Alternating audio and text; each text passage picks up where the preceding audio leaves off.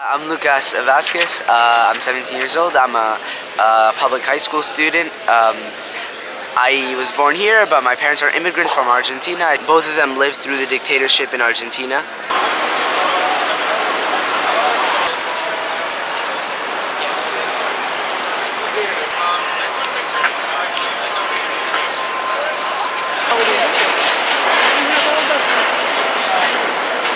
We have all the examples in the Mid-July, culture jamming magazine in Canada, from Vancouver, Canada, called Adbusters, put out a call on the internet to occupy Wall Street.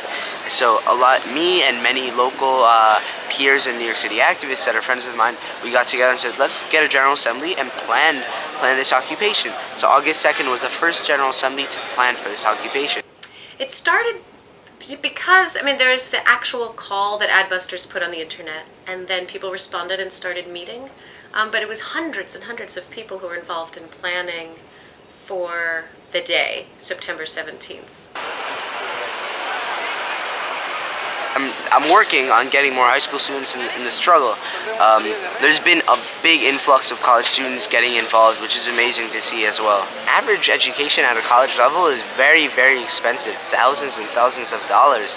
And college students, they are in debt. So a lot of them are indebted for the rest of their lives, but when they graduate, they can't find labor nor jobs. So that's one problem between the economic injustice that they are living as well, because they have no future. are now facing foreclosures of their homes. They're unemployed and they can't get jobs, and they're seeing our government and our tax dollars pour into Wall Street to bail out banks. So you see average middle-class white Americans getting angry about that now, and that's a very new thing. For people of color, for working class people, for poor people in this country, for immigrants, this is not new. This has been happening to our communities for decades. And so people coming out to protest, but not just protesting because the crisis was bad, but because we have no role in any decisions in our lives. So it's both coming out because of an economic crisis, but because of a democratic crisis, that there isn't really democracy. I'm in the facilitation working group, where I learn how to facilitate meetings in a way to keep the process running. The process of the General Assembly, which is very democratic and open and public and equal space and process. And early on, one of the roles I took on was to help with facilitation, because I've been organizing for so many years and I have experience in forms of direct democracy or horizontal organizing, so I help to do trainings in how to create the most directly democratic space possible. Mic check! Mic check! The spokes council meeting! The spokes council meeting! That was originally scheduled for tonight! That was originally scheduled for tonight! Will not be happening! Will not be happening! Also, I am in the Sotheby's workers working group, where there's workers that are on strike, locked out of this big art handling space called Sotheby's. The CEOs, the top owners, own tremendous amount of money, but they can't pay their workers fair wages and benefits. So they are locked out fighting for their struggle, and I'm helping.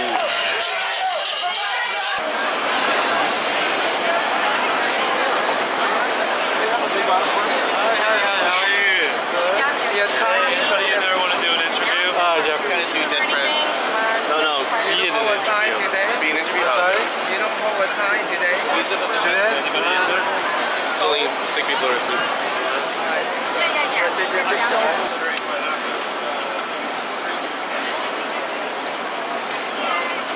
I am a photojournalist. I am on the Occupy Wall Street official media team. I'm one of the helpers that does things amongst hundreds of other people do as much as they can every day. They're mostly people who freelance for a living anyway, and so ironically for some it's definitely a conflict of interest, because they might be hired to shoot a commercial or direct a commercial or edit a commercial for one of the companies that Occupy Wall Street through the direct actions is attacking, or not even attacking, but shedding light on their unscrupulous ways. These are people who have always been activists, who, if given the opportunity, would occupy the media with a human rights, social and economic justice, equality narrative. This is the last way that people like you and me can actually have a voice, is to come out and gather with people of like-minded people to say that we've had enough. We want to be back in the decision-making process.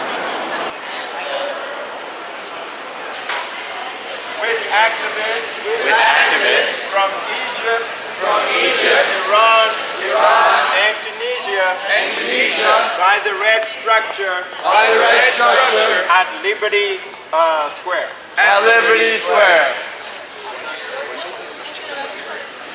I am a core member of the People of Color Caucus that we started, I think October 1st is when we started, and that's been an important and challenging space for bringing our folks together. A lot of us at the outset of this movement felt that it was very dominated by white people, and it was hard to get our voices and our concerns really at the center of this movement. So sometimes consensus can be challenging when people are coming from all different backgrounds, and the People of Color Caucus, the only common thread is that we're all people of color. Ideologically, we're all over the place. But that's important for us to come together and try to work out our differences, because what unites us all in this caucus is that we all have a shared experience of racism. We have a whole lot, we probably have at least a dozen subcommittees. So there's a facilitation subcommittee, there's an outreach subcommittee, there's a media subcommittee, there's a labor subcommittee, and so that we function in a lot of work gets done in the subcommittees, and then members of those subcommittees then get involved in the Occupy Wall Street working groups.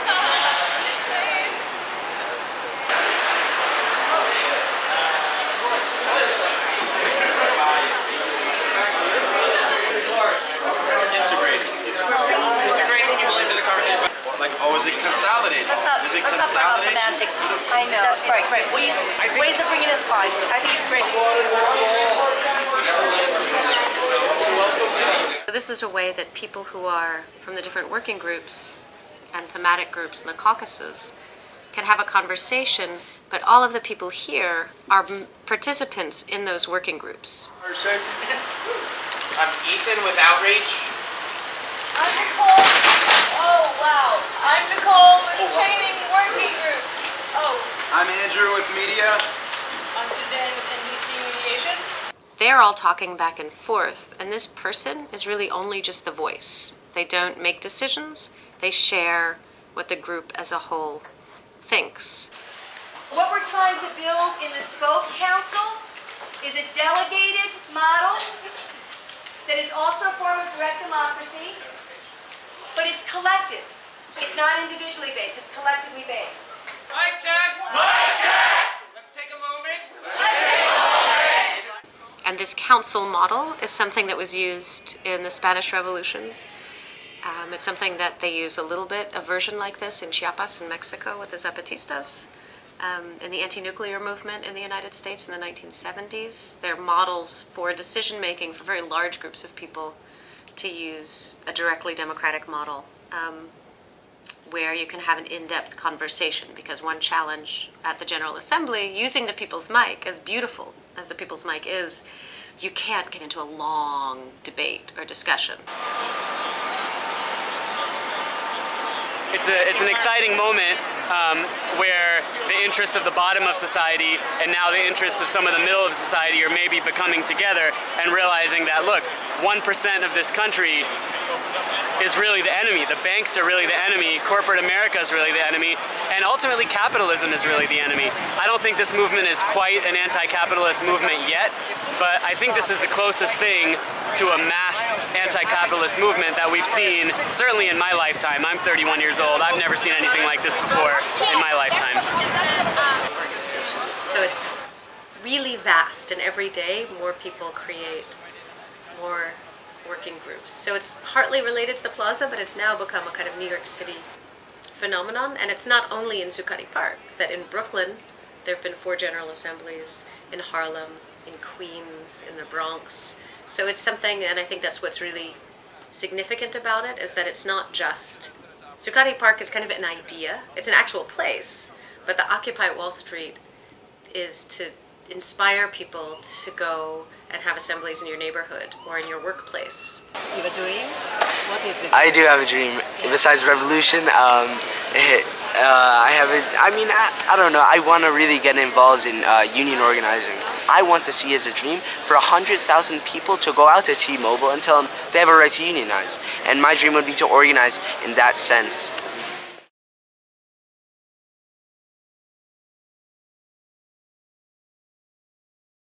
Rank and file members from many other unions, besides those four, are engaging in support for this. So even unions that have engaged in what I would refer to as business unionism are now increasingly supportive of this. And some of the traditional unions don't want to mobilize very much, and their membership does.